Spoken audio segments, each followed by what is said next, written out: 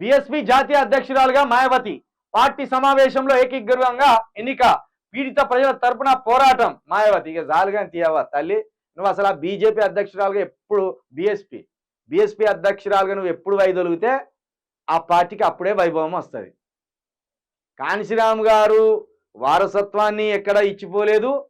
కాంశీరామ్ గారు ఎక్కడ కూడా వాళ్ళ కుటుంబ సభ్యులను తీసుకొచ్చి ఆ పార్టీలో పెట్టలేదు. కానీ నువ్వు మీ అల్లుడు ఇద్దరు కలిసి బీఎస్పీ పార్టీని ఒక్క సీటు దగ్గర తీసుకొచ్చింది. 402 సీట్లు అసెంబ్లీ ఉంటే ఉత్తరప్రదేశ్లో ఒక్క సీటు గెలిచిందండి. బీజేపీ తోటి లోపాయకార ఒప్పందం పెట్టుకున్నదనే విమర్శలు వచ్చినప్పటికీ ఇప్పటికి కూడా వాటి మీద స్పందన ఉండదు. ఇటు అఖిలేష్ యాదవ్ ఈ పార్టీని కొంచెం మోసం చేసిండు. అఖిలేష్ యాదవ్ను మాయావతి బీఎస్పీ ఇద్దరు పొత్తు పెట్టుకొని పోటీ చేస్తే ఈ ఎమ్మెల్యేలను కొంతమందిని అఖిలేష్ యాదవ్ ఆ రోజు గుంజుకున్నాడు. ఇక ఆ కోపంతో బీజేపీ ఏం చేసినా పట్టించుకోకుండా, నోరు తెరవకుండా, ఎన్ని అక్రమాలు జరిగిన దేశవ్యాప్తంగా నోరు తెరవకుండా ఉండి, పైగా ఈ ఓట్ బ్యాంకింగ్ ఏదైతుందో దాన్ని చూసే మురిసిపోతుంది ఈ తల్లి. సీట్లు ఎన్నిపోయినా మంచిదే కానీ మాకు ఓట్ బ్యాంకింగ్ ఉన్నది అంటుంది.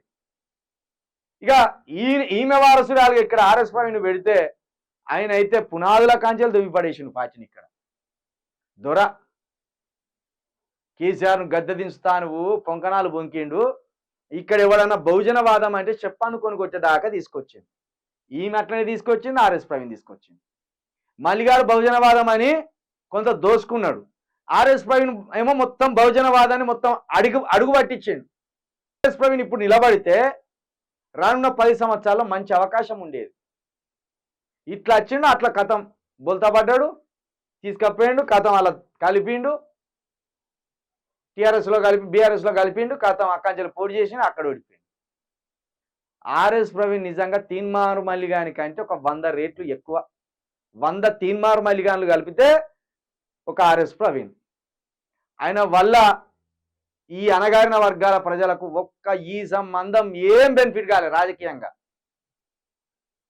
ఆయన గురుకుల కార్యదర్శిగా ఉన్నప్పుడు ఆ పిల్లలకి ఏం చేసిండో ఏందో ఆ బాగుపడ్డ పిల్లలకు తెలుసు. కానీ రాజకీయాల్లో మాత్రం ఆర్ఎస్ ప్రవీణ్ వల్ల టోటల్గా ఎస్సీ బీసీ ఎస్టీలు ఆ వాదం అంటే చీకొట్టే వరకు తీసుకొచ్చింది. సేమ్ మాయావతి కూడా ఇప్పుడు అక్కడికే తీసుకొచ్చి పెట్టింది.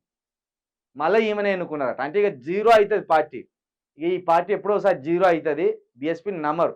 ఎంత పెద్ద లక్ష్యాలతోటి కాంశీరామ్ గారు పెళ్లి చేసుకోకుండా తన కుటుంబాన్ని విడిచిపెట్టి ఆయన స్వయంగా శాస్త్రవేత్త అయి ఆ శాస్త్రవేత్త ఆ ఉద్యోగానికి రాజీనామా చేసి ఎక్కడో పంజాబ్లో పుట్టిన ఆయన ఇంకెక్కడో మహారాష్ట్రకు వచ్చి ఉద్యమం స్టార్ట్ చేసి ఆ మహారాష్ట్రలో మహర్లు నిగలనీయకపోతే అక్కడి నుండి మళ్ళీ ఉత్తరప్రదేశ్కు పోయి అక్కడ చెమర సామాజిక వర్గాన్ని అంతా పోగేసి అక్కడ సాకలోళ్ళను పోగేసి అక్కడ మంగళోళ్ళను పోగేసి అక్కడ ఠాకూర్ల చేత అణచివేయబడుతున్న ప్రతి కులాన్ని పోగేసి ₹1 పంచకుండా మాయావతిని ముఖ్యమంత్రి చేస్తే ఈరోజు మాయావతి గారు ఒక్క ఎమ్మెల్యేను గెలిపించుకోలేని స్థితికి తీసుకొచ్చి పార్టీని ఆగం చేసి పడేసింది.